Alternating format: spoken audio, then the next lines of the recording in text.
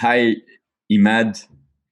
It's it's great to have you with me tonight. It was important for me to talk to you, and I'm going to explain why.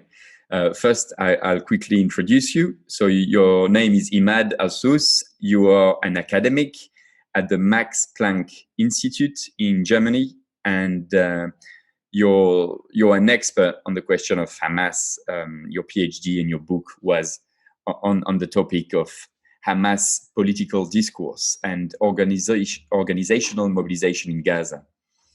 So I wanted to talk to you because there's been another Israeli aggression in Gaza. A lot of war crimes, crimes against humanity have been committed in the last few days. And the problem I have with the way the mainstream media, Israel and Western governments frame this is that they pretty much say that it's all because of Hamas. That in a way, if Hamas wasn't there, everything would be maybe not rosy, but much better. And a lot of people around the world in Europe still don't know what Hamas is. A lot of people think Hamas is a terrorist organization. So I want to ask you a very simple question. So my first question what is Hamas? Hamas was founded in 1987 as a branch of the Palestinian Muslim Brotherhood. And before that time, the Palestinian Muslim Brotherhood was a socio-religious movement and was not involving in any act of armed struggle. And this also was one of the reasons of its isolation within the Palestinian society and the Palestinian political field. So in 87, exactly in December 14th, they decided to establish a branch which is called Hamas as the political and the militant branch of the movement. The objectives of this branch is to fight the Israeli occupation. But with time, because during the first Intifada, we know that the first Intifada started in the 9th of December, as Hamas became as a reaction for the first Intifada. So Hamas involved in this popular resistance with the Intifada. And this made Hamas gaining a lot of support from the Palestinians. In doing so, in fact, the Muslim Brotherhood was not popular. So Hamas took over the Muslim Brotherhood and took the structure and took the hierarchy. In doing so, Hamas not only participated in political and military actions, but also learned from the organization of the Muslim Brotherhood that it will help it to continue under repression. And you know, then when Oslo came, Hamas rejected Oslo, and Hamas became the opposition of Oslo. So Oslo is the peace process between the Palestinian Liberation Authority, out of which came the Palestinian Authority, and Israel. They recognized each other. Hamas was opposition for Oslo Accord. So when Oslo Accord fails, Hamas gains. And the failure of Oslo Accord, because Oslo Accord supposed to bring about a Palestinian state in 1999, but it failed.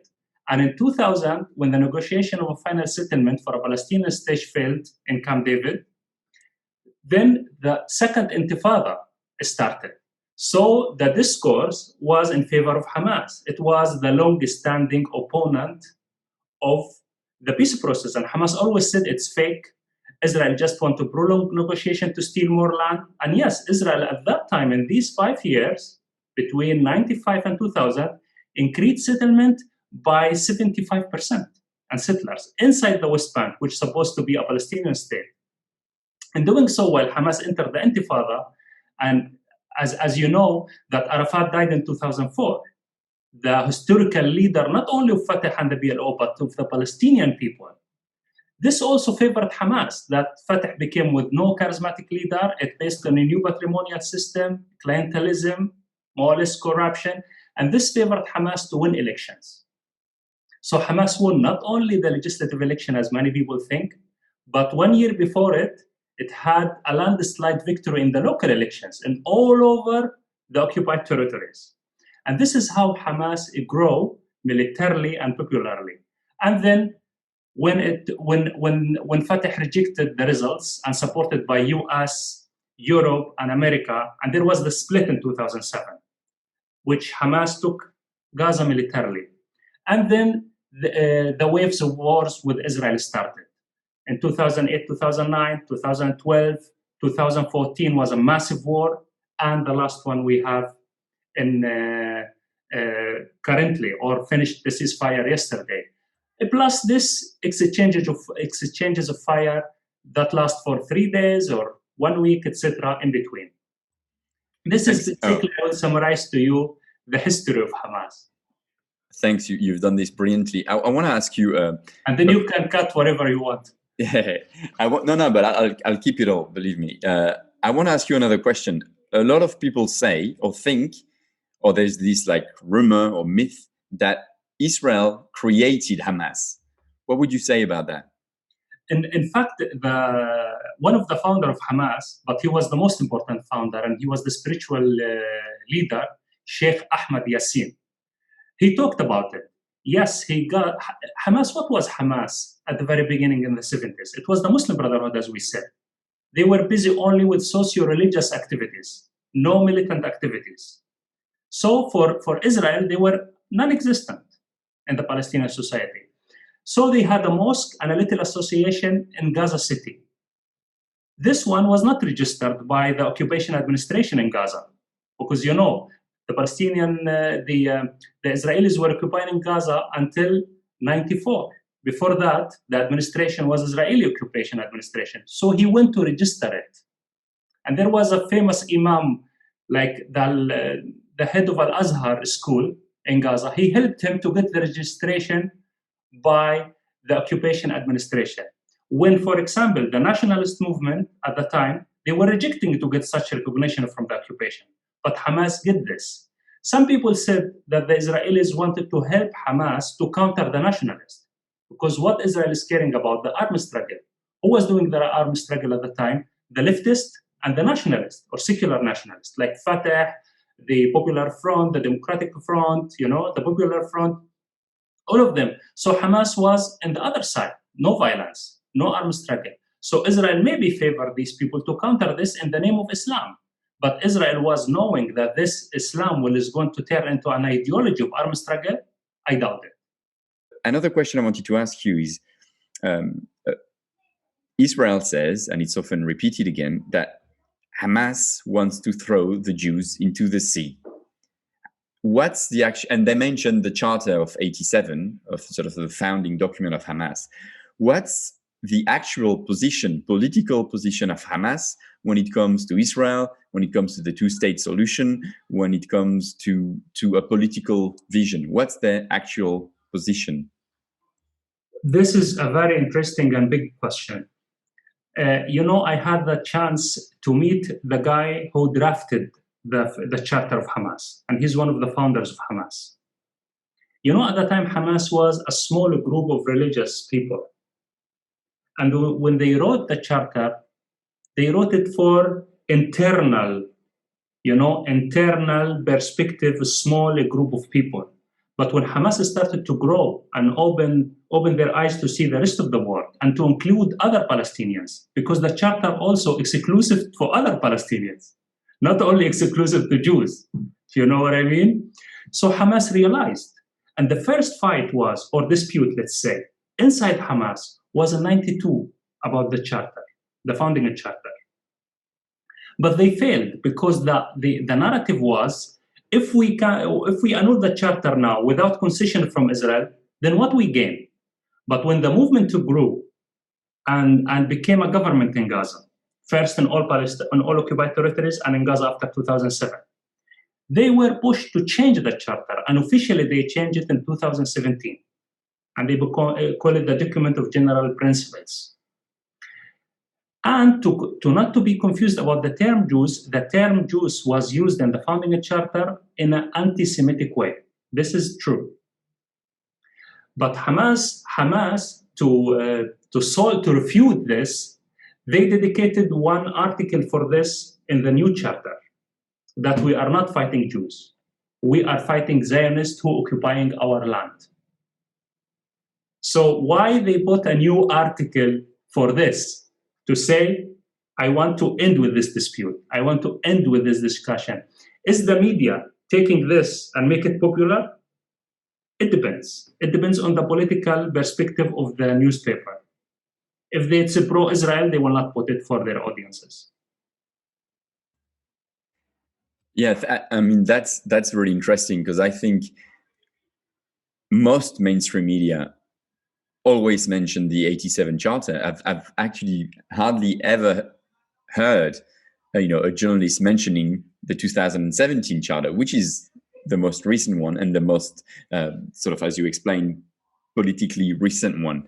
And I want to ask you also something about if Israel really wanted to sit with a moderate voice for Palestinians, representing Palestinians, why has Israel been killing even very moderate members of Hamas, like Rentisi, for example, at the time? For me, if you want to sit at a negotiating table with someone, you want to find someone that you think you can talk to. So why would Israel kill, assassinate even like moderate members of Hamas?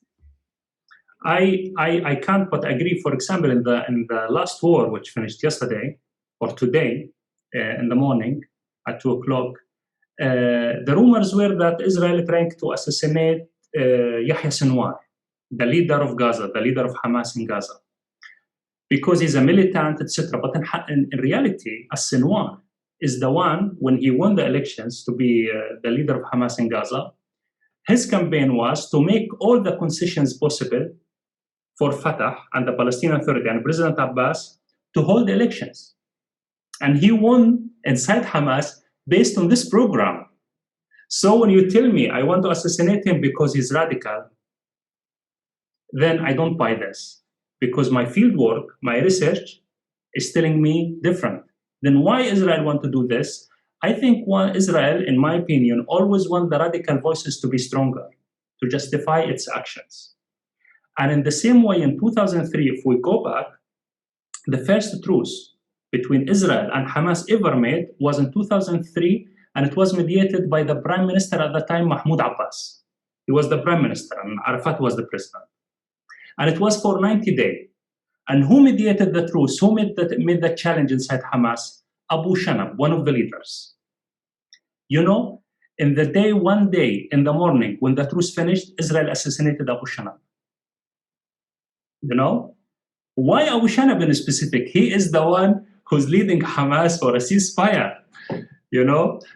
I think Israel was always wanted more fanatic voices and military action to justify its continuity. This is for me an evident. Thanks, Imad. And actually, I want to finish with that. You've just said like Israel wants the most sort of radical voice to justify its massacres in Gaza. But whatever action Hamas takes, and actually we have to be clear, right? It's not only Hamas sending rockets from Gaza, it's other factions. And maybe you can talk about this briefly when I finish. But can Israel ever justify the collective punishment it's inflicting on the Gaza population because of whatever actions Hamas takes? I think, like, for example, if you look, for example, Egyptians were the mediators of when the last war finished. But before this, I will mention, yes, there are more than Hamas. There is the Islamic Jihad, there are the leftists, there are the Fatah faction, the national secularists. There are like 5 major factions that they participated in the last war. To go back to that Israel pushed Gaza more under the siege, and I think they were pushing for violence because in the last war, the mediators were the Egyptians. And there was certain conditions, like, for example, to build a port, to think of building an airport, to ease the blockade on Gaza. Then all of these conditions with the truce, Israel didn't comply.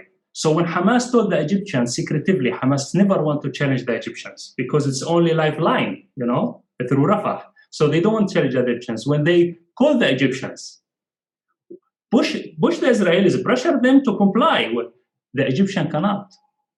Then Gaza is more and more under blockade. So, for example, Qatar sent some help to Gaza.